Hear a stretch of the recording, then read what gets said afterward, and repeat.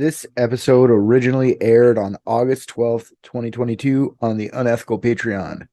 Our client today is hilarious comedian Hunter Collins. Go check out his newest album, Hunter Collins Goes to Hell, on YouTube, Spotify, Apple Music, anywhere you can find it. Do they have armies of spiders? Is that where your girlfriend's job is, to make armies of spiders? Could be. She actually studies pedophile spiders, which is another crazy thing to say out loud. You're serious? Yeah. Hi, is this the private dicks? Yes, it is. How could you tell? Good. Glad I reached you guys. I found your phone number on the underside of a toilet seat in a train station in Des Moines. And I told you that would work, Rick. I told you if I put it under every toilet seat in the Midwest, we'd get a couple of clients. You fuck. You were right. it's written in lipstick. Yeah.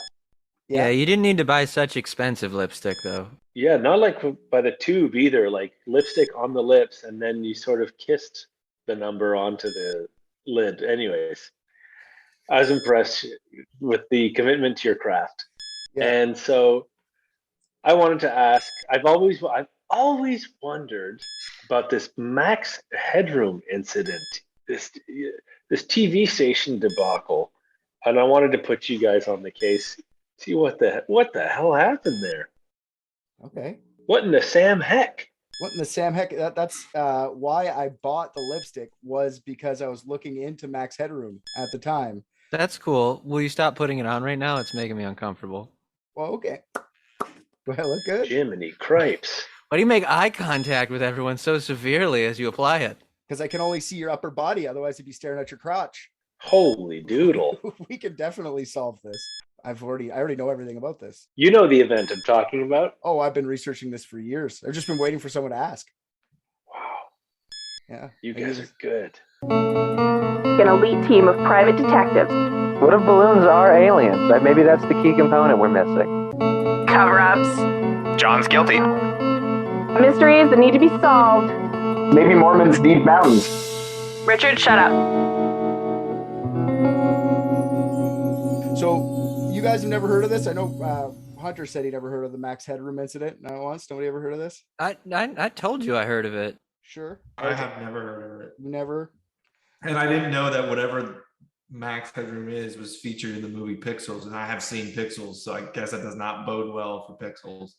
It was Max Headroom came back after 30 years, popped up in the Pixels thing. It was more of an 80s thing. Before we get started, I'll share my screen here and I'll show you a little bit of Matt Frewer doing some Max Headroom here. It's a Dutch name, correct? Headroom. Headroom.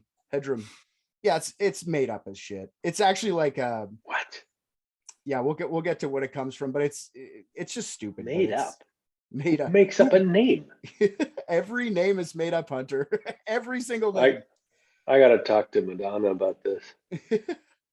This is Max Headroom, and what you're about to witness is one of the most sinister-sounding intros to a trailer to one of the greatest epics ever produced in the history of television. And there's more, because you are going to see it as well. Yes, it. Yes, it. Yes, namely, the Max Headroom story. And Afterwards, that is directly following, I want to talk to you about something even bigger, namely, Max Headroom. So, sit back relax. and enjoy. My film. Okay, just by that guy's voice, do you know who Matt Frewer is now? Just you could see him kind of. Like, do you know that guy? Yeah, he's the leader of that Nexium cult. He kind of looks like Keith Raniere, yeah. And I want to join. He's convincing. Yeah, no, this is the 80s were fucking weird. I'll suck you off, Max. Just say the word. Wait, I just need to say one thing before you continue. I told you earlier today that I was feeling like shit, so I was going to take Delta 8 gummies so that my body didn't feel like shit. You did not warn me how fucking trippy that was going to be. That's what I'm saying. I don't know why you're underselling this so much. It's very, very bizarre, especially when you're talking it happened 40 fucking years ago. Yeah, that was an actual TV show though. Okay, basically in the 80s, MTV was super popular in America, so Channel 4 in the UK wanted to emulate the success. But in typical British fashion, they just wanted to go against the grain and do like the polar opposite of like a VJ. They did minimum headroom? Yeah. No, this is this is UK actually. It's a Canadian guy who was starring in the UK version of that. So yeah, they wanted to do the opposite of a VJ. So they wanted to do some like introduce music videos. They wanted to do like bumper videos is what they were calling it. They wanted to do like kind of an animation, just a little mini thing, and then to play the music video. But they wanted to get like the most boring guy possible, like a guy in a suit, white guy in a suit, slick back hair, kind of like a dad, and then your dad teaching you about youth culture. So that's like the hilarious part of it. Like, oh, look at how funny it is. Yeah, everyone knows how dads look, all plasticky and Yes, with peanut butter heads. yes, yeah. I also when they're like, go to bed, go to bed, go to bed, go to bed, go to bed. Dad shit. It evolved into this. Like that was their idea at first, and they wanted to make it kind of maybe an animation or something, but then it just ended up costing too much. So what they did was getting a real guy instead. This is 1985. So they got a real guy, slicked him up, put like latex like suit on him, like that's a latex tie and everything, and like slicked his hair back, pomaded it right back, and like kind of put like a weird fake jaw on him, and then made the green screen effect of like geometric shapes like shaking around behind him. And he's wearing sunglasses too in most of them. I kind of picked one where he wasn't wearing sunglasses. And this is how Max Headroom came to be. This is Matt Frewer's first role. After this, he's in Walking Dead, Fear the Walking Dead. You ever watch Fear the Walking Dead? I don't know if you guys watch that. He's like Logan in that show. Vampire show? Yeah, vampire. Fear the Walking Dead. Yeah, total vampires. Vampires and werewolves. Were-dingoes. You're obsessed with Max Headroom, I can tell. I am. I can't stop thinking about him. The case has gotten too personal.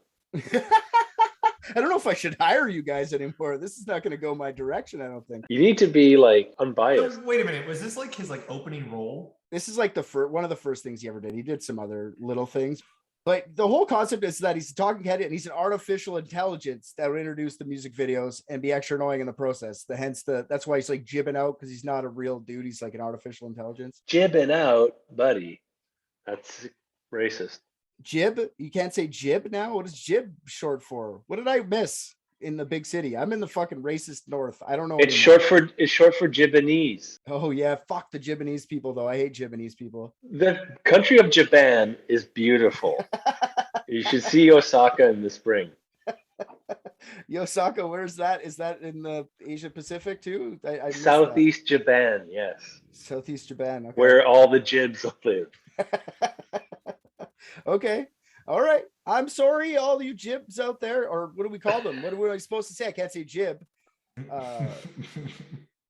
Jib. I just want to say in between 1994 and 1996, Matt Furr also was the exterminator voice in the Itsy Bitsy Spider.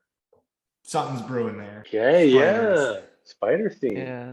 Sounds like yet another child sex ring to me then. Oh my god.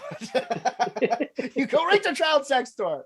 Pal, you get that or werewolves out of me. It's one of two things. You know I'm not gonna be good for nothing else. Why would I need a ring for my cock with children? I'm already rock hard. Well, you see, it's sort of like it's not, you're misunderstanding. It's like a key ring. So you connect the children to it and keep it on your hip. And you get your choice as you go throughout the day. I mean, knowing Stoodle, I assume this is like a Dirtbag Left podcast where we say these things. Oh, we say whatever we want. Say whatever you want. Yeah, he's pretty on the mark with that, I think. Yeah, so like I said, the whole concept is actually artificial intelligence. The idea snowballed into a made-for-TV movie to prelude the introduction of Max Headroom, the Max Headroom character on Channel 4, named Max Headroom, 20 Minutes into the Future. And that was kind of what I just showed you there, was like the prelude to his like TV movie.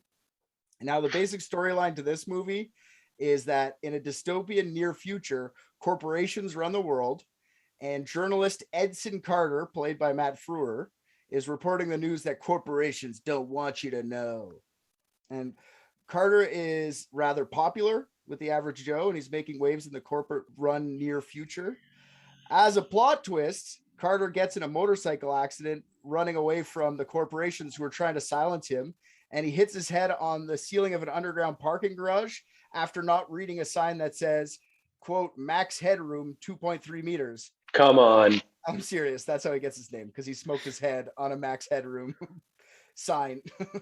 Then he's in a coma. This Edson Carter character. Jesus. They don't call me old banged his cock off the side of his gal's labia. They probably should. Not a to long your name. face. Yeah, not to your face. Yeah, the uterus masher.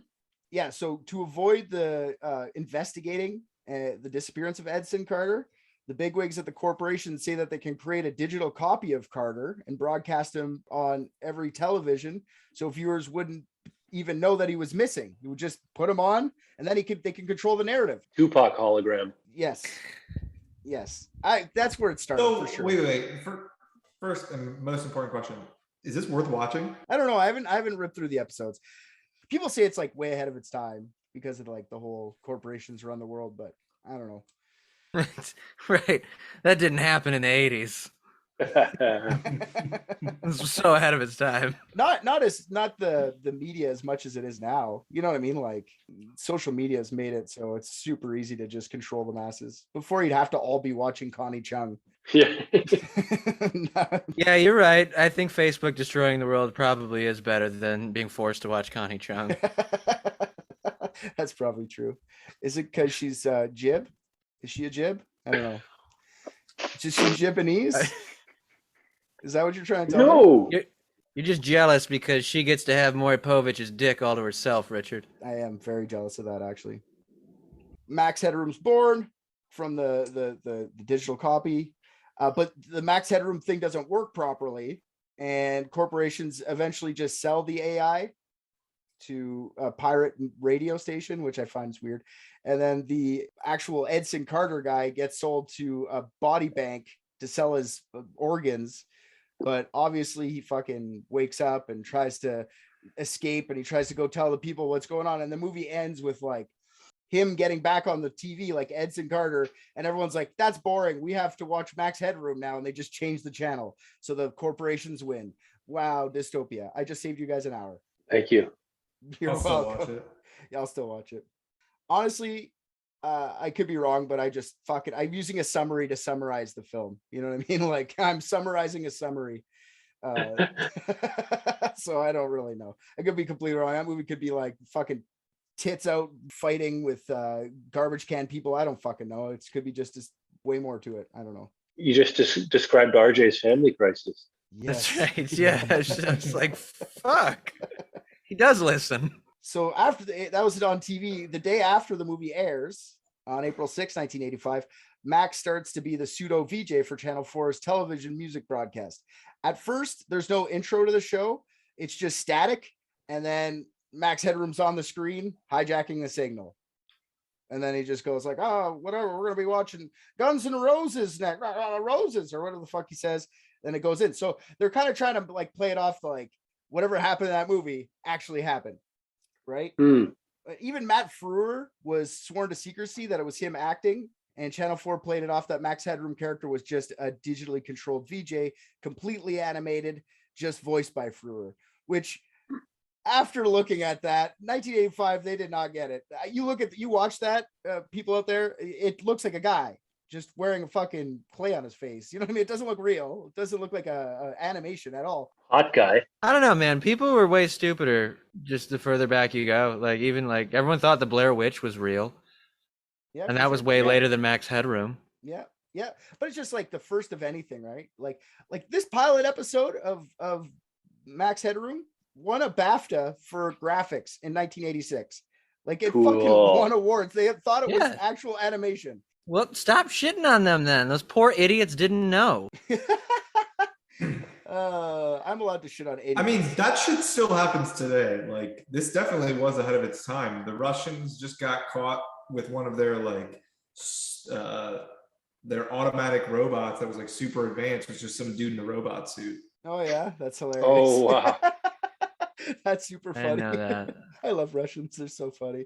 Except when they're killing Ukrainians. Sorry, Hunter. Thank you. It'd be funny if it was like some guy who just can't get laid, so he poses as like a sex robot just to get some in him. Yeah. I am so horny right now. Please touch my robo penis that is made of human flesh. I feel like people wouldn't be polite to a sex robot though. Like That's true. I just feel like it's a great way for that to backfire. Like I'm gonna get so many chicks, and then he's just getting fucking bottomed out on the daily by the roughest lovers with no respect for it because hey, it's not a human. Yeah, for sure. No, for sure. You little fuck. Stop. Oh yeah, it's telling me to stop.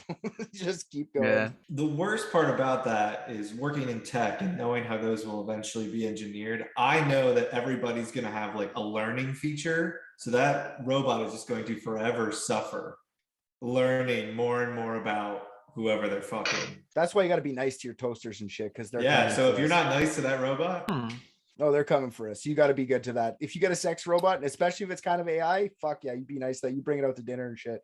You'd be nice to it. I just leveled up in how afraid of Rick I am. yeah. Walk down my driveway.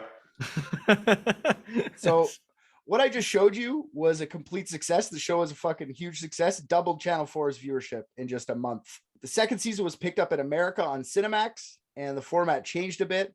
The new Max Headroom show was filmed in front of a live studio audience, with Frewer never actually being in the room, just the television screens where he interacted with the audience and introduced music videos. After that, he became a Coca-Cola spokesperson, where Max would use the catchphrase, "Taste the wave." Do you remember that one? Taste the wave? Am I nearly 40 years old? Is that what you're asking? I am. Because the answer's no. Hunter is, so fuck you. Yeah. But I don't remember that. I'm more of an RC guy. I see that. Plus, you're from Quebec, so everything was ST, Nesty, ST. Good la vague. Yeah, so then they had a couple more seasons, and that was pretty much the end for Max Headroom. It wasn't like this huge, long-running thing. It was only a couple of years. In 1987, American television giant ABC picked up Max Headroom for a dramatic series, but that also didn't last long. From 1985 to 1988, that was pretty much the run for Max Headroom. Except for a couple role revivals in recent years. Eminem wore his fucking head in one of his videos, and he was in that Pixels. Even though he didn't last long, it burned bright. Max Headroom did inspire a pretty crazy event that hasn't been solved to this day. Oh, okay. I was lost on this fucking mystery. Here's the mystery. Here it comes. On November 22nd, 1987, which was a Sunday in Chicago, sportscaster Dan Roan was reporting the highlights from the Bears' victory over the Detroit Lions. The sportscast was during the regular slot at WGN TV's 9 o'clock news segment. This is just a little side thing that's going to be important later. WGN stands for World's Greatest Newspaper, a term borrowed from the early days of the Chicago Tribune, which owned WGN. The news segment went by without a hitch. Then the sports started. Rowan was on a roll talking highlights from the game earlier in the day, and at 9:14, the signal flickered into this. 15-0 Bears. Then the defense, which hadn't put up a sack in 12 quarters, finally did.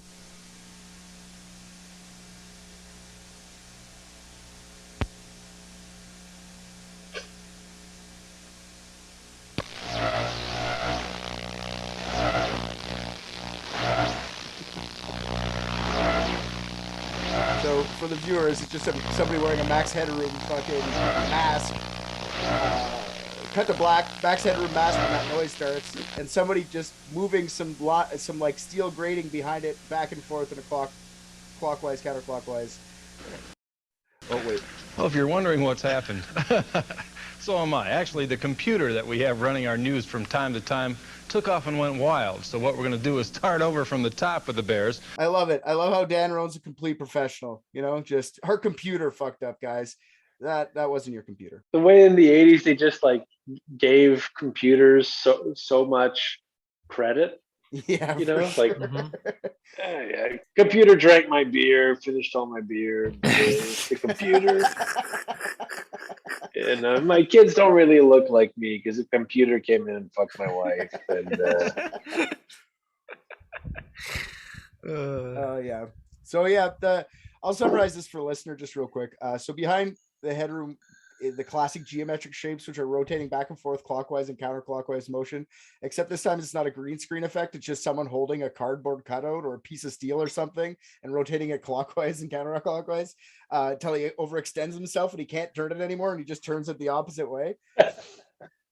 All you hear is static in the background. So if Headroom was saying anything, you couldn't understand it. For approximately 18 seconds, Max Headroom, quote unquote, had for real this time taken over the airways at WGN TV. For another 6 seconds, it was black screen, and then the WGN signal engineer switched to a new transmitter. The broadcast suddenly returned to the popular sportscaster, who made a brief joke, and ever the professional continues his news read. If you're wondering what just happened, so am I. Ha ha ha, Dan Roan says. We need a lot more of these Dan Roans in the world, I think. Complete professional. Really? I didn't like him at all. No, you saw like 3 seconds of him. Yeah, I was able to make that snap decision just based on that.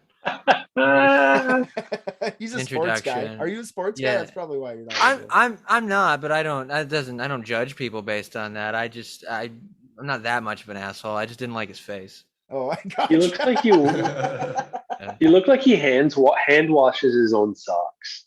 Yeah, he really seems like a guy who, like, I don't know, like you'd ask him a question and he'd do that, like where he'd just scoff at you first and then answer you. Like, he looks like last week he would ask you, "Hey, have you heard Gangnam Style?"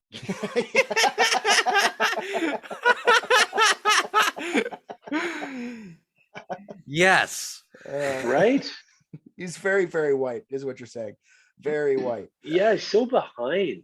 Yeah, what a nerd. Yeah, this is 1987. So he's behind because it is behind. Yeah, but even back then, he would be like, did you know you can play Double Dragon on a little thing like this? You know, like yeah. He'd come up to you and be like, "Guys, I just heard about cocaine, and let me be the one to introduce you to it." So right after the intrusion, calls from viewers began flooding the offices of WGN TV, and their staff began investigating what just happened, who did this, and more importantly, how. Station engineers immediately thought that this hijacking must have been an inside job.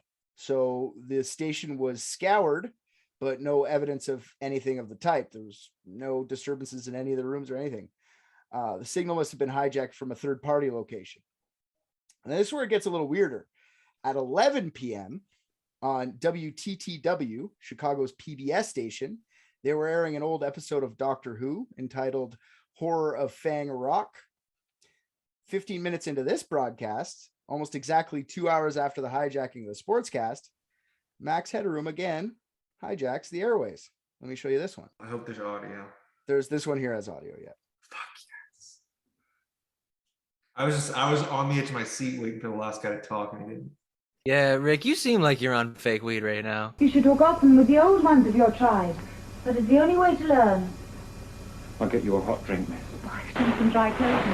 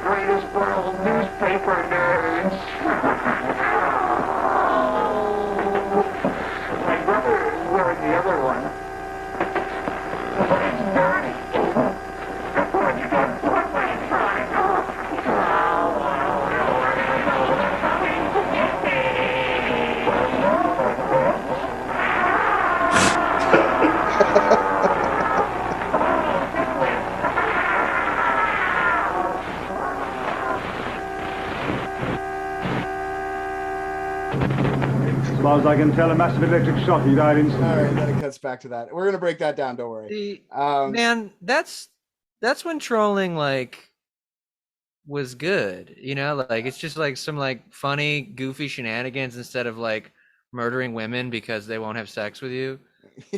Yeah. Yeah. Man, the 80s were sweet. Yeah. Yeah. We'll break down that a little bit here. I don't. It's hard to make out. There's subtitles on the whole thing, so I'm gonna go through it here real quick. So it starts with scanning lines like on a VHS when tracking's been off, and then quickly turns into a black screen. And then it starts right away. Says that does it. He's a frickin' nerd. I think I'm better than Chuck Swirsky, frickin' liberal. Chuck Swirsky's the Chicago Bulls announcer who is the WGN radio sportscaster. All right. And then he picks up a can of Pepsi and instead of Coke, because Coke he was the sponsor for, it says catch the wave, which was the saying for the Coke campaign. Then he flips the camera the middle finger, which looks like it's like a rubber finger or something. Right. I've also seen people on the internet say it's like a dildo. So I don't know. What did that look like to you when he flipped the finger? Was it a dildo or a finger? I think it's a finger. I think it's like a rubber finger. Couldn't tell. Well, I have a condition. Yeah. Yeah, I can play it. We can go back. We could slowly press pause as I'm doing this, as I'm going through it real quick. Yeah. Okay. So that's what he's saying. I think I'm better than Chuck Swirsky. Freaking liberal. All right. Oh, Jesus. Picks up the can. He clearly didn't plan his props well. Yeah, no, they're terrible. He's always having to like bend over. And it's all pre-recorded too, because I thought it was live at first, but then when I rewatch it, you see it cuts to the guy who's smacking his ass. We'll get to that part in a second, but like, so look at his finger. That looks just like an extendo finger. It doesn't look like a dildo. People keep saying it's a dildo, but like. Yeah, but you can get like, I mean, I guess you tell me, Richard. There's supposed to be these things that fit over your too small penis that make it a bigger, normal size penis. Those are real, right? I would never. I like my small penis. Jibs and jabs, all the right spots. No, you know what that is? That's one of those Chinese handcuffs. It could be. Could be. You can see like the red and white stripe. Then you get stuck forever. Anyways, it's either a dildo or a fucking extendo finger. Maybe it's a thing you wrap over your cock to make it bigger. I don't know, but it's very small. Oh, it's a Chinese handcuff. I'm telling you. Or a Chinese handcuff. Extendo finger. Do you ever see those? It's like those. They're like woven. And they're different colors. You see how it's like red and white, red and white. And if you pull too hard, you get stuck. So you have to like that's what that is. Okay. Right, and I'm saying it can't be that because if you put that on your penis, you might get stuck to the woman's clitoris, and then you'll never be free. Like sex with an Irish woman. That one. You should run a few of these things by your girlfriend Hunter. Help out with the spider problem. Right, with the forensics. Yeah, exactly. All right, so then he gets. That's a real head scratcher. Is that what it is? A head scratcher? He pulls up. Your love is fading, like singing.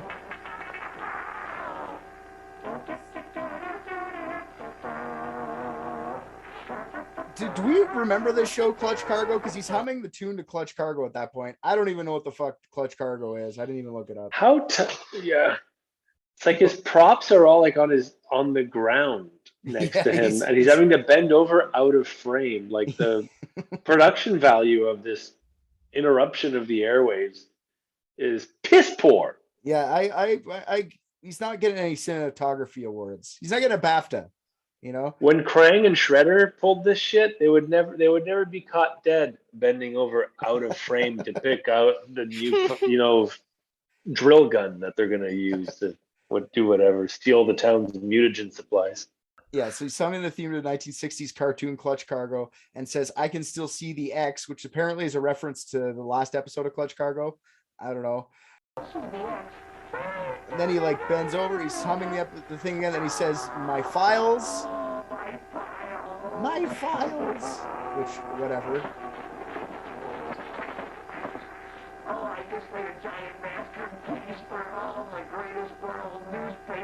This is a clue to me, a big clue to me is, I just made a giant masterpiece for the greatest world's newspaper nerds. WGN stands for world's greatest newspaper. So it has something to do with this fucking WGN people. And he puts on a glove, right? Puts on a weird glove. Kind of looks like Michael Jackson's glove. And he goes, my brother is wearing the other one. It's dirty.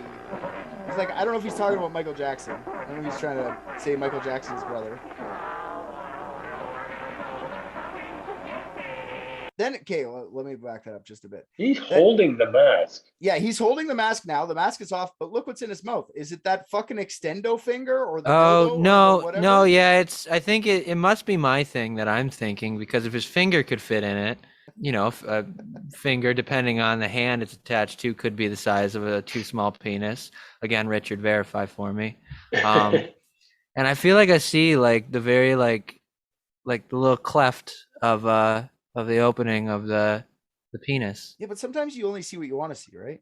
Like if you want that to be a Well, dick, no, I which you don't do. want to see penises. It's just, again, a condition. I can't stop.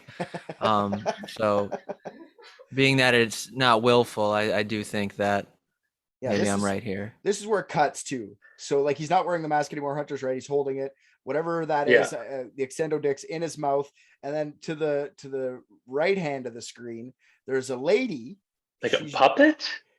That's a woman. The hands look real, and she's what? Yeah, she's holding a She's fly tiny. Swatter. Yep. You can only see her from her neck down to her knees, so you can't see her face. Then he says, "They're coming to get me." Then Max turns around, reveals that he's bent over with his ass out, and the woman swats his ass very gently with the fly swatter 11 times. And during the last swing, she grabs his ass with the other hand. I thought that was like a Barbie. Yeah, how do you know it's a woman too? It looks like the shape of a woman. No, like I like, mean, look, it looks like that looks like a woman's fucking profile. I'm sorry. This Max Headroom, actually, you know, I'd like to see that ass from the back, because it looks like it's got some shape to it. It definitely does. Yeah, but it's all made of plastic and. I mean, honestly, the most important question in all of this is how many Max Headroom masks were sold? A lot. Like how many? Enough for them not to be able to figure it out that way. Okay, how many people have a receipt that has both a Max Headroom mask and make your penis bigger attachment? True. Good question. And a fly swatter and like a can of Pepsi and like an old tape player. What looks like a 4x4. No, and they also have to be in the local vicinity of whatever that news casting was for the football. So that shit would have, I think, back in the 80s would have been done like over the air for the broadcasting. Yeah, for right. Sure. So whoever this was had to be in the vicinity of where that broadcaster, wherever he cut out the first time, was. It could just have a transponder module. That's true. Whatever gadget we want to make up, we could definitely have that for sure. Yeah, you just intercept the airwave, pull a quick AC bypass. Bob's your uncle.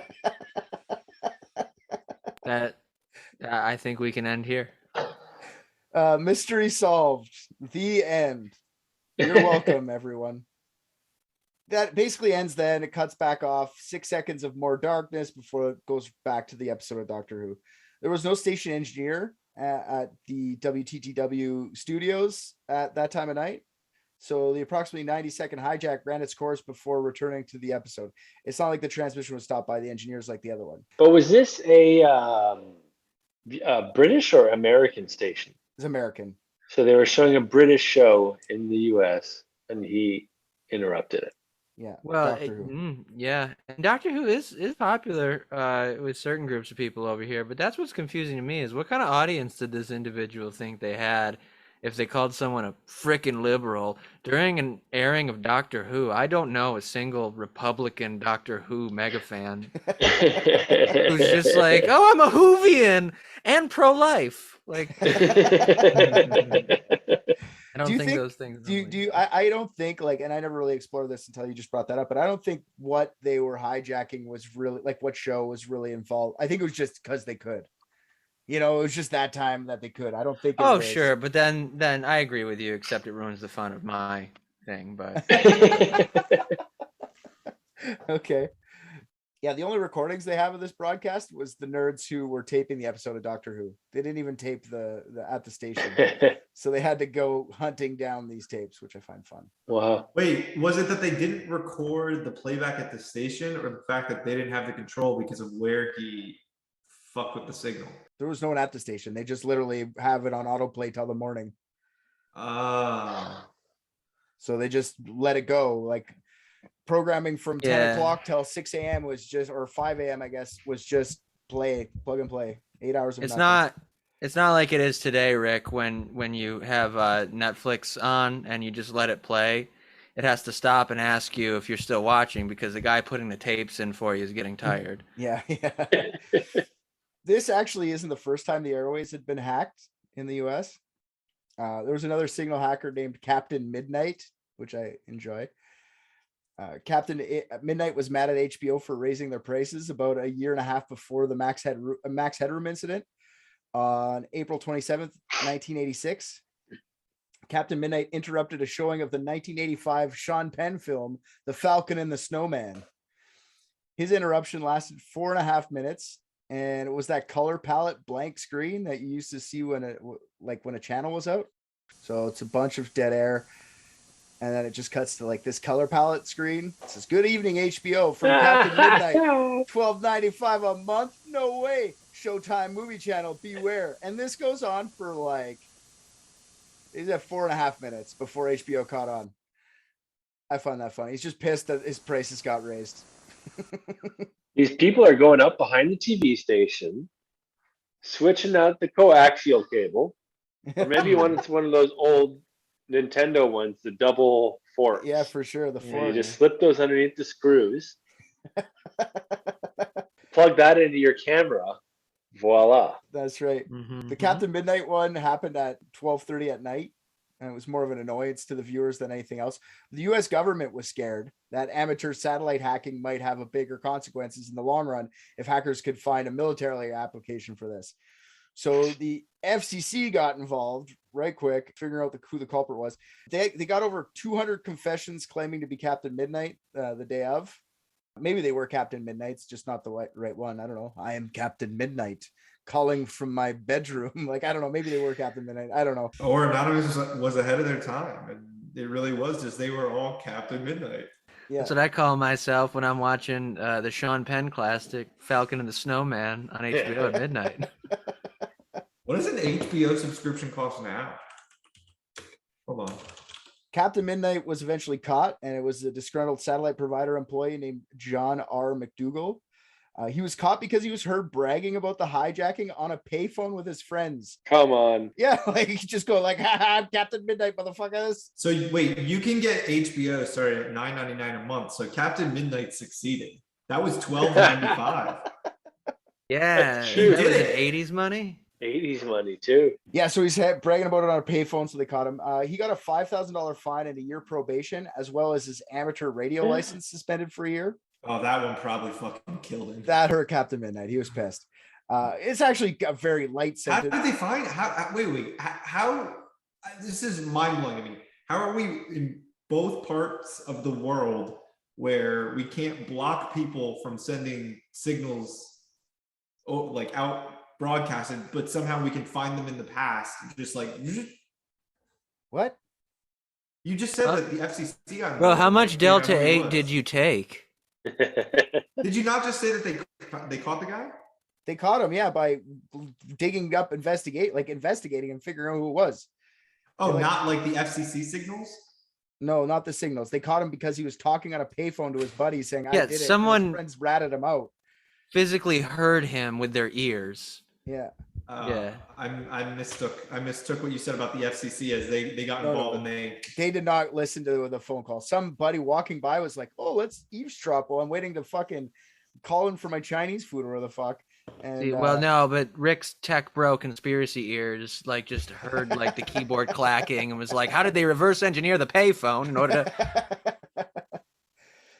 Yeah, so $5,000, year probation, amateur radio license suspended for a year. Light sentence because hacking television signal was new crime, no precedent at the time. So by the time the Max Headroom hack happened, the punishments were more thought out and severe. The first guy to get charged with this now felony of a satellite hijacking was a guy named Thomas Haney. Felony. Yeah, it's a felony. Serious. Yeah, big boy crime. He worked for the CBN, which was the Christian Broadcasting Network, and he interrupted the Playboy channel with a message that said, "Thus saith the Lord thy God, remember the Sabbath and keep it holy. Repent, the kingdom of heaven is at hand." Okay. Fuck that. You do not press charges. Playboy just does it back because that would be fucking hilarious. What do you mean? What is Playboy going to do back? Playboy just takes over the Christian Broadcast Network for like a solid. Oh yeah, just pure messy anal during Pat Robertson. Yes. Messy. That would have been my plan without even a second thought. I would have reported it to no one. And I would have been like, "Oh, you're fucking getting it." They got him though. This Thomas Haney guy, they fucking got him with no witnesses or proof. They just assumed it was from him, and he was the only guy at the Christian Broadcasting Network. He kind of denied it too. So it's hard for them to get the jury to actually convict him. They eventually did. Wow. They only got $1,000 fine, 3 years probation, and 150 hours of community service after the jury eventually sided with the prosecution. That tracks to me too, because like that, if there was somebody that they could convict with no evidence, it would be that, because everyone just like looked at him and was like, "Oh, this man has never fucked," and like we're just like, boom, instant conviction. They railroaded this guy, but they wanted to make a point, right? Like you can't just hack signals. It's not. It happens from time to time all over the world, really. I only dipped into a couple American ones, but there's been some more modern ones, which I find crazy too. Like in 2007, an episode of Handy Manny, Disney Channel Handy Manny, was playing in New Jersey. It was hijacked and overdubbed with porn. So thanks, fuckheads. That was very nice to make the little kids watch some porno. That was redundant. Handy Manny. Why? Sexy Handy Manny. It was just me. All right. Handy nanny, and there was just a nanny giving hand jobs all over the place. Well, no, I'm just saying you can't make it sexier. I mean, like that's like. Okay, so you're the pedophile. Okay. Whoa! Handy Manny and all of his tools are adults in my book. All right. Okay. In 2009, they did it during the Super Bowl in Tucson. Hacked, flooded with 37 seconds of porn. The Super Bowl people must have been very happy or pissed. I don't know what these Super Bowl dudes would have been like. I don't know how that would have went. Super Bowl dudes. Yeah, I don't know if they were all pumped about it or if they're all pissed about it. I'm not sure what happened. Like, what about the guys with the tight pants? Girls giving blowjobs. Come on. I'm not sure how Are you a Super Bowl dude or not? Okay, I'm a Super Bowl dude. Oh.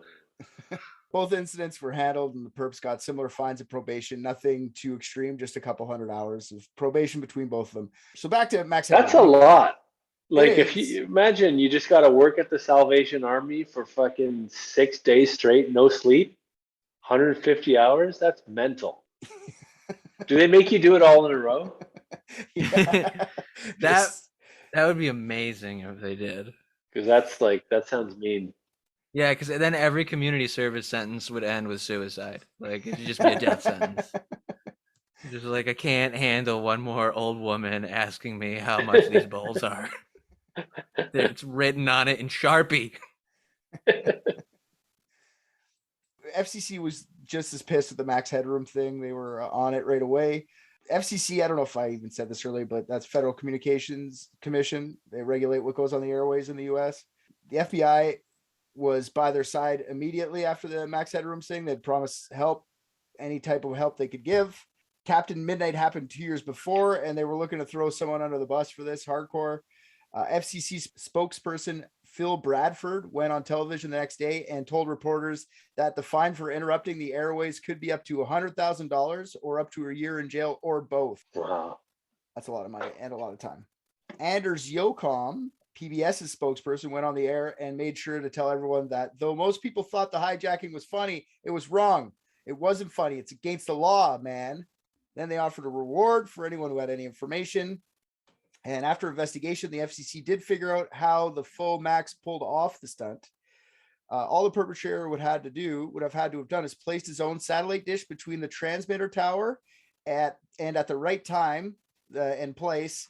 Voila, hijacked. They just had to have the I guess, a little satellite dish, the proper kind of satellite dish, and end up being the right It's space. totally a Krang ploy. Yeah, it is. The Ninja Turtles did not stop them. It explains so much of the cartoons we saw growing up, though, because there was always some interrupting the airwave thing. That's true. Which was dumb because they would reveal their plans. They're like, we're sending an entire fleet of robo mosquitoes to the city, and then it will be mine. It's like, you should just send the mosquitoes. Don't tell everybody. Also, my social security number, in case anyone needs it, is 207. And I can be easily found at this abandoned warehouse where I'm ready to fight the Ninja Turtles. So I kind of find that crazy that they just needed some cheap equipment. As long as you have the know-how and some cheap equipment, proper in place and time. Yeah. It's pretty nuts. The knowledge of radio transmission would probably be the hardest part. Everything else, just money. The FCC and the television stations were scared at how cheaply someone could do this with the right knowledge and tools. With rigorous investigation, the FCC did figure out a few things. Judging by the background of the video, the FCC could pinpoint a location where the video must have been shot. The video had been shot in a district with warehouses that had the same type of roll down door. If you look at the video, you can kind of see when it rotates, you can see the roll down door in the background. But even with the garage knowledge, neither the broadcasters or the FCC could ever figure out who these people were, who took over the airways. And this is what we're going to be doing today. Many people's names have come up over the years, but nothing has ever been substantiated. So at this point, we'll go through the theories. What's the statute of limitations on this crime for whoever did it? I imagine it's over. I don't know, though. That's a good question. So why would you not just come out and be like, yo, was me? Probably dead or in jail or something. I don't know. I would imagine it's over, man. Yeah, that Max Headroom guy, he's got fentanyl overdose written all over him, man. He definitely didn't sound right in the head. Not a scrutinous fella. Yeah. Do you guys have any, I know I haven't really talked about much. What's your thoughts on this before I start getting into theories? You got any interesting thinkings on this? I'll be honest, man. I'm struggling to find the path to child sex ring or werewolves. It's, usually where my ideas fork into one of those two roads, but I'm at a bit of an impasse today. Okay. All right. You got any thoughts there, Ricky? No, I really don't. I'm so stuck on how many people live in this area, bought one of these masks. Also, I looked up a bunch of those masks. His is one of the very few ones that has a white rim around it. Most of the other ones have black. Classic Rick gets. But I don't have a theory to form around it yet. And I think that's also because I can't think of a werewolf or child sex ring. Okay. It's hard today, right? It is, it's hard today. Yeah. All right. Well, then I guess Hunter might have some ideas, and then I'll start wrapping off some theories here, and you guys can. It feels a little bit like a watch the world burn thing, only it's more of Joker like guy. Yeah, but it feels actually more of a watch the world, watch me get spanked by a lady with impossibly tiny hands. I feel like it was like okay, impossibly tiny on a full-grown woman. Right. So maybe this is like take your kid to work day, and he's like a professional. You fucking assholes. No, but maybe this guy's a professional like signal interrupter. There you go. Okay. Maybe he's like Stallone in that prison movie where his job is to go into prisons everywhere to test how secure they are. And he works for the TV consortium. Wait, there's a movie where Sylvester Stallone got spanked by his daughter? I didn't find that one in the IMDb scroll. Between takes. Is that what it's called? Yeah. Well, it's between takes of every movie is what I meant. He just has his daughter like spank me. Anyways, so theory number one, this is probably what it is, and it's not very specific, but it's hard to pinpoint. But I think there's a lot of these. I'm just going to say this one off the top though. Disgruntled WGN employee. Or employees, multiple. There was at least 3 people involved with this, right? Person wearing the mask, the woman spanking, and whoever was controlling the background tilting it, right? So there's at least 3 people involved in this, but just a bunch of people were upset at the station for whatever reason. I've never heard a really good reason. I was looking around for it, like why. Okay, you want to keep telling me it's disgruntled employees? Sure. Why were they disgruntled? What was going on? What was the workplace atmosphere? Nothing. Dan Roan didn't work there though. You guys said he's probably the guy annoying the fuck out of them with his like, yes, we get it, Grandpa. The Game Boy's really cool. Tetris is revolutionary. We get it. But I've never really actually seen a really good reason why anybody would disgruntle there. But they would have had the access to get in. If they all banded together, they'd have a good cover story. Like, no, we weren't there. Yeah. What are you talking about? Also, they'd have a good story for the grandkids to tell everyone later on in life, like, we hijacked, look what we did, ha ha ha. I believe if we ever figure this out, we'll find someone was pissed at WGN or PBS was behind the whole thing. The biggest problem with this theory, though, in my books, is that lies are hard to keep straight. Secrets are hard to keep as well. Right? The only way to keep a secret is to kill everyone else involved because someone's going to talk eventually. Yeah, this is definitely one of those kill everybody involved scenarios when anybody finds out. Yeah. But my point is, it's not that. That's the only way to keep a real secret. If the FBI and the FCC are grilling these nerds that work behind the camera at WGN, they're not hardened criminals. They're going to crack under the pressure, no problem. So for them to be able to keep that secret working at these stations is nuts to me. If it was people that work there, bravo to you guys, because you guys kept like FBI interrogation and I don't know about the FCC, but FBI interrogation is no fucking joke. They will get you to talk. If you do not know how to deal with that, you will talk for sure.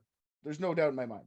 So the fact that no one ever said anything to the FBI when they interviewed everyone kind of points me in the opposite direction, but who knows, right? Who knows? Strong-willed enough people that wanted to keep it a secret. That's where it probably is some sort of disgruntled. What do you guys think about that? I mean, how shitty is the coffee at WGN? Yeah. Did anyone taste the coffee in 1987? I don't think it's a disgruntled employee because I feel like they had so much better opportunity to like plan, record it, and put it all together because like they knew they had continued access, not this low quality bullshit. That's true too. They put on there. So I don't think it's an inside job. Okay. All right. Okay, so next theory then is theory of mine that I came up with, which when I'm reading this, it kind of makes sense to me, is Captain Midnight strikes again. To me, this screams Captain Midnight, you know? He just got off probation and got his amateur radio license back about a couple months before. Maybe he learned from his mistakes this time. He's not going to yabber on the fucking payphone. Right. I'm sure the government was watching him like a hawk, though. That's why he had a mask on. Exactly. But I'm sure they went and questioned him right away. And he nicknamed himself Captain Midnight, like not like the fucking, like he's not a professional criminal either. That would have been hard for him to keep a secret. I think what was really interesting about the two different videos is just the fact that this is how you know it wasn't an inside job, because you're not going to talk at all because people are going to recognize your voice. And I feel like whoever it was just someone randomly like trying to interrupt it, but not related to the news station at all, because they didn't talk. And I think it was more of like, are they going to be able to figure it out without me talking? And then stepped it up. I'm sorry, but how many people in your everyday life do you speak to that sound like that? Yeah, no, the audio is definitely distorted on purpose. It's just right? like, oh, that's Steve. Steve's here. You don't think if like good old disgruntled Steve. You don't think if there was a family member that was like doing that, you would not be able to figure out it was them? No fucking way. I mean, granted, I try not to talk to my family as often as possible, but I still would vaguely recall a highly distorted and staticky voice that just comes natural out of their trachea. Yeah, I think the first one, I think he was trying to say stuff, but he couldn't get the audio portion of the signal hijack to get through. The second time he upped his power, they had a hard time getting him off the air. Or sorry, the Captain Midnight one, they had a hard time getting him off the air because he had way too much power. So they had to like up the power. They were gonna break their fucking satellites. The guys were like, "Hey, we have to slow down on the pushing the power." Damn, was it like a Harry Potter wand battle where it was like going back and forth across the air? Maybe, I don't know exactly how that shit works, but I do know that there was a hard time getting the signal across with the Captain Midnight. So maybe he was having the same issue and just couldn't get the audio through. That was what squeezed through what we heard. So maybe it wasn't even meant to be distorted that much. It was just because of how poor quality the actual signal was. Did they even consider jamming the signal? Jam the signal. They had like a guy in a van. Get in the van. You could jam the signal. Hack the mainframe. Bingo. Yeah. Yeah. No, fucking FBI didn't have the mainframe van yet, you know? Damn. Fucking FBI. The only thing that's weird with the Max or the Captain Midnight being Max Headroom is that McDougal's hack was in protest of HBO's prices. What would be the point of Max Headroom one? He didn't really have a point, just to stick it to the man, maybe. Like, fuck you, I'm Yeah. gonna do it again because you told me I couldn't. And plus the $5,000 fine alone would have fucked with Captain Midnight. He still would have been reeling off of that. He was a satellite provider, like he was a satellite salesman. You know what I mean? Not the most lucrative job. There's no way he'd already paid that off. So he's probably just scared. He probably wouldn't have done anything. Wait, Captain Midnight was a satellite salesman? Yeah, he worked at a satellite distributor. He wasn't like Oh, that motherfucker was definitely involved somehow. Yeah. If what Rick says is true and they did drop the price of HBO, think of all the extra money he'd have to reconfigure his efforts. That's true. Wait, so do you think that a satellite warehouse might be a type of place to have one of those roll down garage doors? Could be. You have to be in a. You have to, like, they triangulated the position or whatever, right? So you had to be within. They triangulated it. Yeah, you had to be within a certain spot for it to actually work. You're right. You could have recorded it in some satellite and then brought the tape over to wherever they went and did the intrusion for sure. Well, it would make sense that he has more power because this dude, he has a fuck ton of satellites. It's true. I think Captain Midnight might be involved, honestly. And I don't know if they've ever questioned. And is he still alive today? Go to captainmidnight.ca and you tell me if he's still alive today, buddy. I think it's I think it's .com. Captainmidnight.com. That's the domain's for sale. Maybe we want to buy it. I'll just write Captain Midnight website. He has a website. It's hilarious. I can't remember what it's called. So he's alive. Or is it like a tribute website? Oh no, he's like, I'm the guy who's behind the Captain Midnight hack. What's his name? Yeah, I'm just finding a band called the Captain Midnight Band from Nashville, Tennessee. Just give me a second. I'll find it. No, I'm not interested. I'm just gonna listen to their discography and. I found it. Is it MacDougallElect.com? Yeah, I think that's what it is. Yeah. Wow, you're way off with that URL, pal. That was nowhere. I just guessed what it was. It was something like that. Yeah, he was way off, but I don't know how I found it. Well, you shouldn't have been so specific.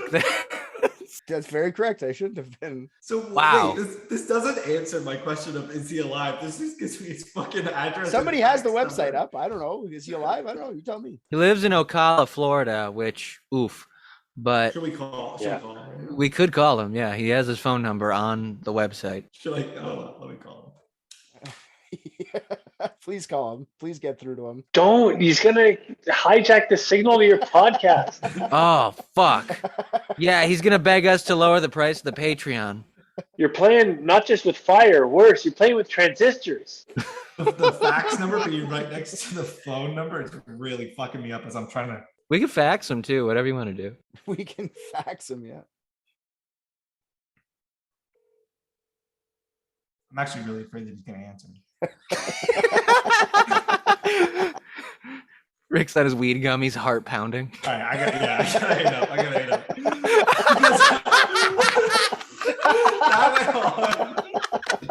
That went on so long that my brain went through like 40 different scenarios. You think he's not gonna fucking call you back though, too? You should have just written it out.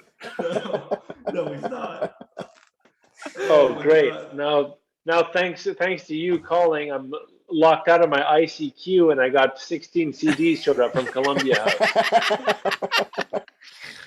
I might fax him. All right, we'll see. We'll see if he calls you back.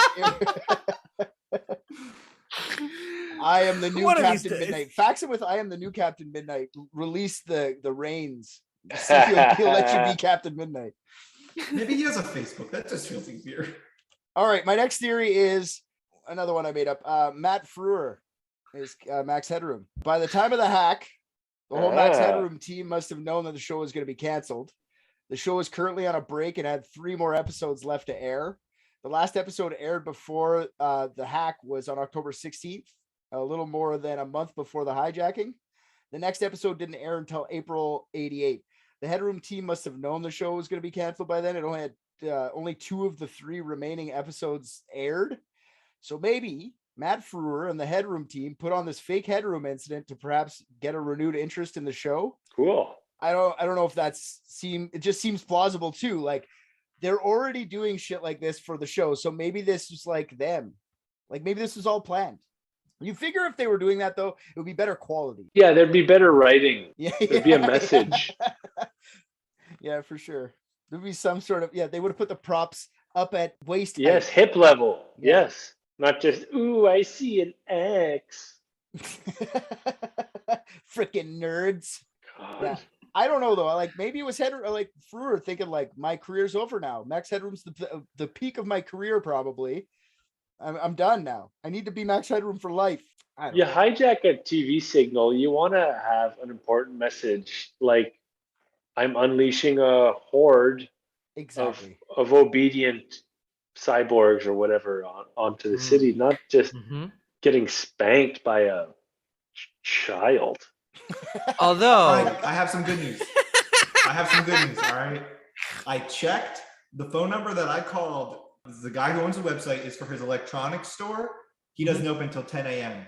Let's just hope he doesn't call me back and ask what I needed. You got to call at 10 a.m. Store. Call at 10 a.m. Do an interview with this fucking guy.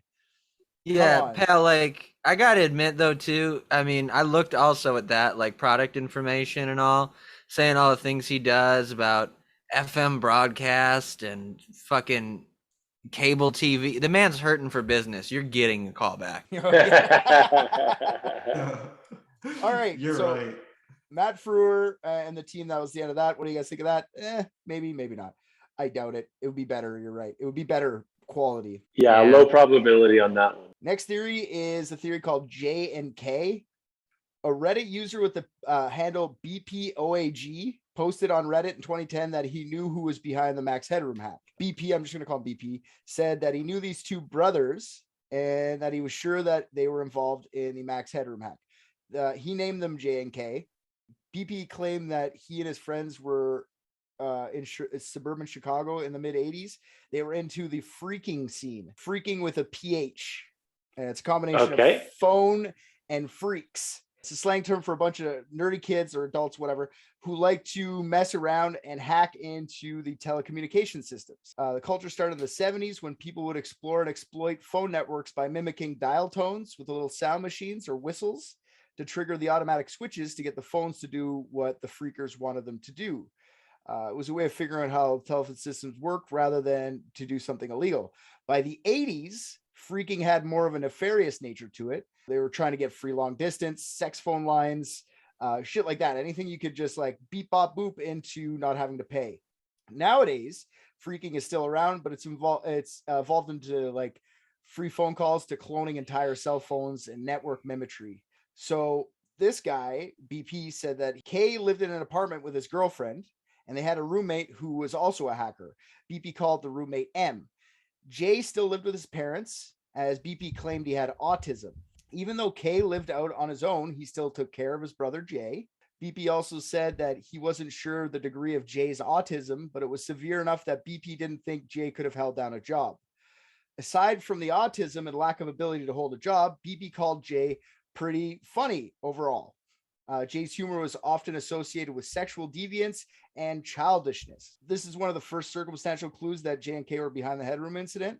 Jay's humor matched up with the lady swatting his bare ass, just the weird off-the-wall humor the video portrayed.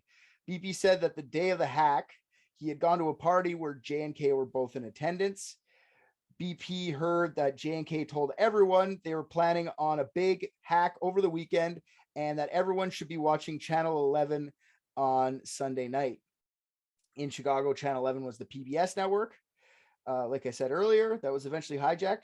The third of the clues was BP claimed that Jay was jumping around with his conversations. Like that's how, if you would have a conversation with Jay, Kay would have to be there to interpret for him because he would have to take the bits and pieces of the conversation Jay was having with them and add coherence to it.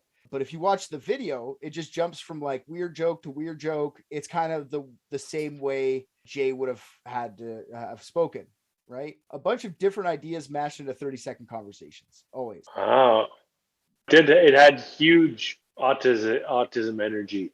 Yeah, it does for sure.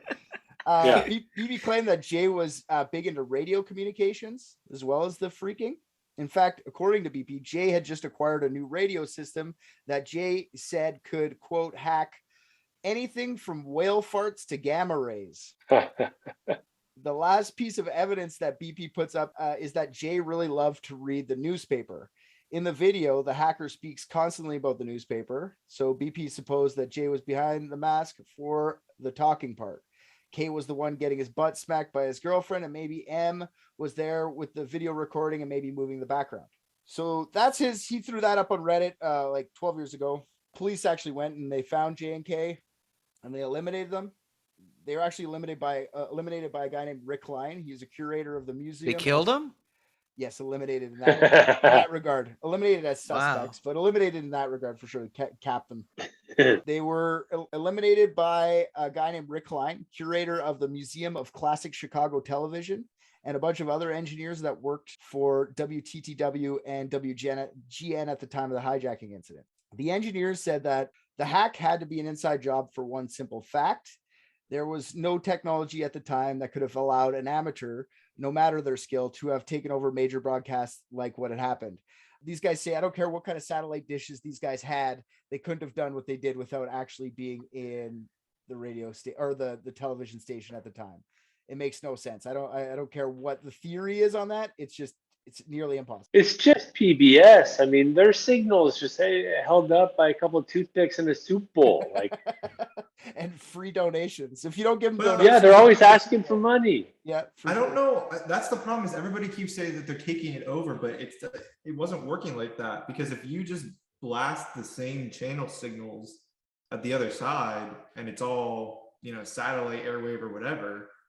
It doesn't matter what the other person's broadcasting if you're just stronger. Exactly. But what they're saying is that the station's so powerful that an amateur would need so much power to, like, it'd be almost impossible for them. They'd have to have so much power to outpower. You mean like McDougal's Electronics, Captain Midnight. Exactly. Yeah. Captain Midnight and the CTN guy both had access. I just had to add in, I was just kind of clicking around his website, and I've now gotten to the section where it's him on his scuba diving trip with his family.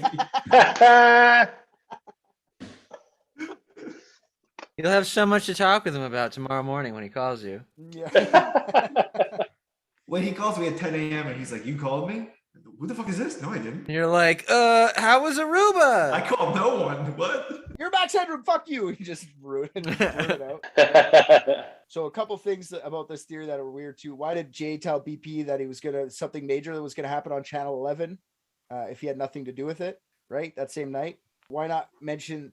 See, that's weird that he mentioned only the PBS station, but he didn't mention WGN Channel 9. So why would he only mention Channel 11?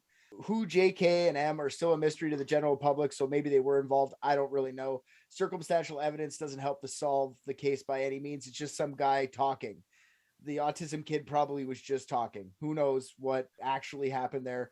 They are eliminated by people that seem to know what they're talking about, but I don't know. Did these happen on the same night? Yeah, the two Max Headroom things happened the same day. Yeah, within 2 hours, at 1 hour and 59 minutes apart from each other. Okay. Wow. Two more theories. Theory here is a guy named Eric Fournier. I don't know if you say that in American like that, but that's Canadian pronunciation. Fournier. Eric Fournier. He was born on September 2nd, 1967 in Bloomingdale, Indiana. He was a part of a few punk bands in the 90s, but he was also a surrealist artist. Eric Fournier is the creator of the fictional model named Shaye St. John. Shaye St. John is like, he made these weird YouTube videos, but they weren't YouTube videos. They were like shorts. Before YouTube was a thing, he made YouTube videos of this lady. And her backstory is that she was a model who was disfigured in a car accident, her face being mangled, and she lost her arms and legs. Shaye had recreated her missing body parts using mannequin parts. I'm not sure who plays Shaye in the videos. It might have been him. Shaye wore a cheap rubber mask, and the whole thing was pretty campy, to tell you the truth. Here, I'll show you a little bit of Shaye St. John here. People think that this guy here must have been behind it because of this. God, what is that? I've been doing this for 24/7. So you've been doing the hand thing all day? What the fuck is Sure. going on? Jordan told me you had been doing an honest sleeping bag earlier. It's literally that. Yo, put this on TikTok and we will go viral. I'm telling you, this is the now thing. Put someone else's viral video on our TikTok and then we'll go viral. It's just like those jiggle. Brilliant. People. Yeah. all these Shaye St. John things, they're like old. They're like before YouTube was even around. Like this guy was making these weird shit before that. Huh. The whole Shaye bit was happening much later, like in the mid 90s. He was doing these things. Like it wasn't 1987, it was like 94 or something. These videos, 96, I think. I can't remember. So maybe this was just an evolution of the Max Headroom hack. Super hacky, campy shit, much like the Headroom thing. Shaye videos are all short, kind of like YouTube videos before their YouTube videos. Fournier put Shaye in a series of short films that were eventually uploaded onto YouTube. It's harder for me to explain, so I showed the video. So many similarities, fake prosthetics, very punk rock mentality, weird masks, and just the vibe overall. Even though many people attribute Fournier with the Max Headroom incident, many other people think this theory, like Shaye, has no leg. His former bandmates say that Eric had no knowledge of how to hijack a broadcast. He was a fucking drunk. He would have been 18 years old at the time of the Max Headroom incident. Maybe he could have had the knowledge, but no one could attest to that. Fournier died in 2010 from complications from his alcohol abuse. So no one will ever know for sure. I think this whole theory is just somebody grasping at straws on the whole thing, like finding a guy that kind of had something somewhat similar.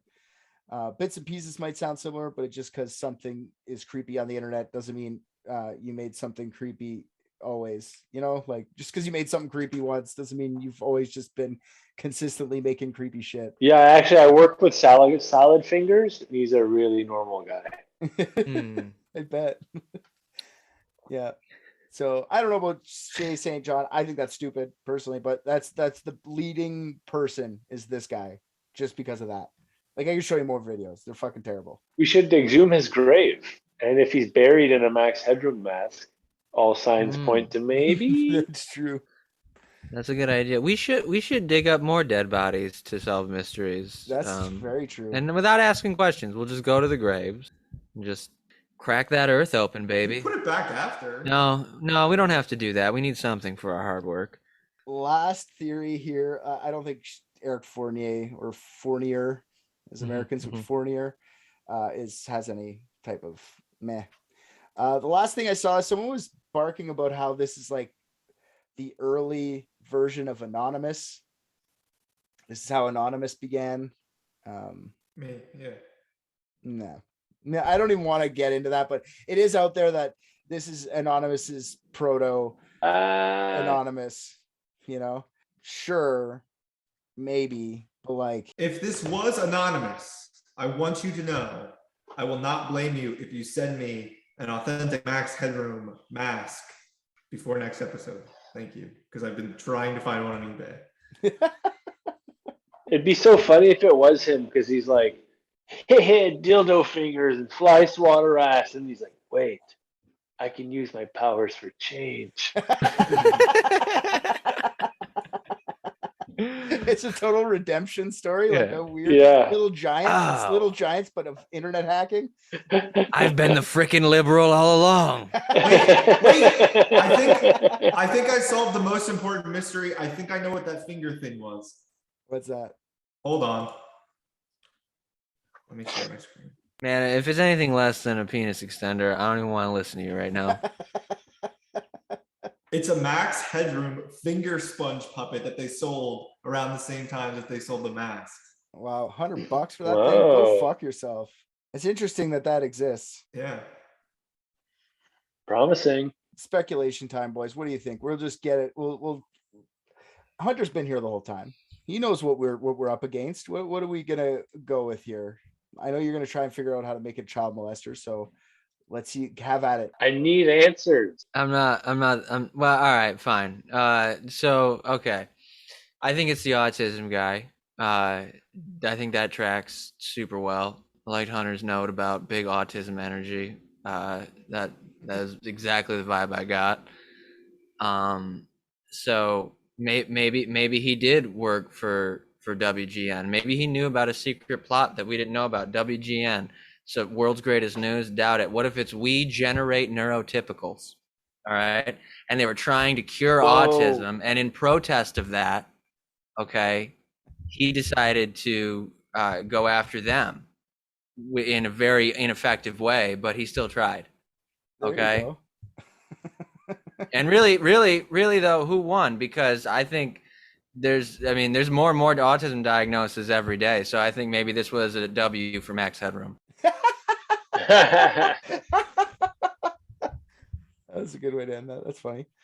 Yeah. All right, Ricky, I know you're definitely gonna get a call back from McDougal. So you still on the Captain Midnight train? Yeah, no, I really do. I do think it was Captain Midnight. I don't understand why. I'm very confused about his entire business and the website, and it looks like a picture of a house that is definitely abandoned. So I'm interested to see what I get back, but now I'm also just browsing on eBay. I might buy an open vintage Max Headroom watch for $20 and then open it right up and wear it. Taking too many Delta 8 gummies and then buying Max Headroom stuff on eBay is what I would call the Captain Midnight train. Oh, they have different colors. J and K. Oh my god. Oh my god. J and K were the two initials. J is could be John McDougal. Maybe these are the same. Maybe John McDougal, that website isn't a guy who's selling satellite dishes at all. That is a guy who has autism making a website. It's a pretty fucking cool watch, right? Yeah. Good job, buddy. It's a cool watch. Steal of a deal on that one. So maybe J and K is just John McDougal, and Jay is just making a website for himself. That's why it's like his social media page. That's why he's got like his family like scuba diving, trying to sell his hawk his wares. Maybe it's somewhere in between. He has also had pictures of his other travels, but that one was just the most coherent one. Did he always have a man beside him that kind of looked like his brother? He's not in any of the photos. It's only other people. Okay. All right. What if that's because he's never taken the mask off? Yeah, and yet somehow no one can place him. He's just My money's on it's all a jib conspiracy to turn us off of Coke and onto Pepsi. I can't believe you said that on this podcast. Wow. He was the racist one all along. Yeah. Mystery solved. Hey, come on! I got a jib, friend. Yeah. All right, so we're gonna go with, what are we going with? Autism Kid is John McDougal, who is Captain Midnight, who did everything. I got it. Yeah, we generate neurotypicals. I think that really sold me. That's basically proof. Cool. A cold hard acronym. You know, like yes, I've been getting into acronyms lately. So it's money in the bank. There you go. Thank you. World's greatest neurotypical. Yeah, I have stage 4 hair cancer, and I was just hanging on to get that answer, and now that I have it, I'm just gonna let myself go. So sorry. Thanks, man. I laugh when I'm uncomfortable. I'm glad. I'm glad we could actually fulfill that for you, because you had 6 months to live 10 months ago. You know? Yeah, but I needed to know what happened with Max Headroom. Now, I can get off chemo. That's good, dude. Yeah, stop making yourself sick. Just go peacefully. Go right now.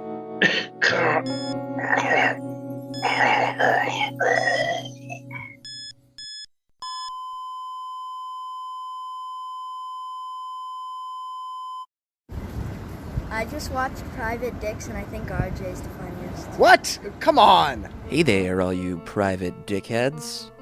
That's probably not the name we're gonna stick with. Anyways, RJ here. I am here to tell you thank you for listening to another episode of Private Dicks. If you liked what you heard, go on Apple Podcasts, Spotify, anywhere they take your reviews, drop us 5 stars, say something nice. Also, what you just heard was from last season.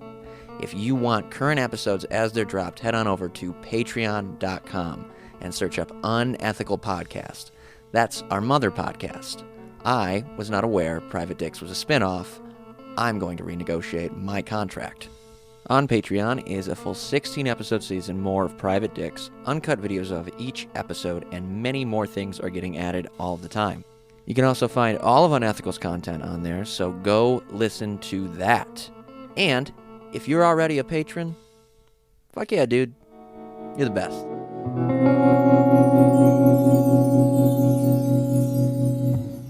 So hear me out. we all get different color Max Headroom plastic watches. Jesus fucking Christ.